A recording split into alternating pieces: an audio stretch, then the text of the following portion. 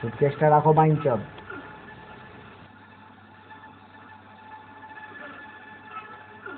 থাপাতে যাওনি কেন? অন্য জায়গায় চলছিলাম। এই লুইটার চদন,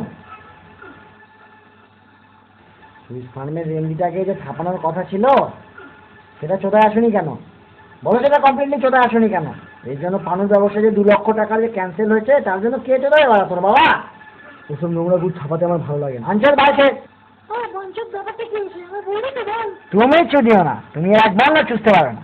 আর ধাপাতে ভালো লাগবে, বাড়া ফোলানোর চেষ্টা তো আর করতে হয় না, প্রয়োজন মনে করি না। আর বাড়া ফোলানোই জীবনের স্বপ্ন। ওরে বাল, তাই বুঝি এখন এখানে খেচিয়ে বেড়াও, তাই গুদের গন্ধটা গায়ে লাগে না।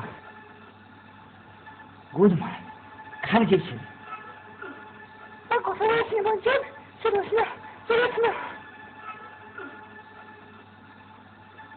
মাগির ব্যবস্থা ছেড়ে কি চড়াচ্ছিলে? রেন্ডি চুদছিলাম।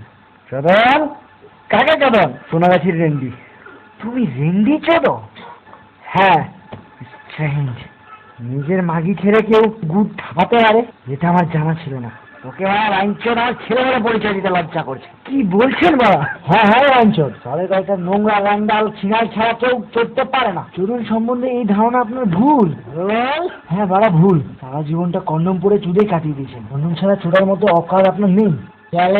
তা এই কন্ডম পরার লোকে চোদন গিরিয়টি ছেড়ে নিজের রেন্ডি খানা খুলে চোদন সম্বন্ধে বড় বড় কথা বললে ভালো হয় নাকি? তাহলে বাড়া বলতে চান রেন্ডি চুদলে আপনার চোদন গিয়ে থাকা চলবে না? বলতে চান না রাইনচোদ? বলছি। তুমি কি বললে বাবা?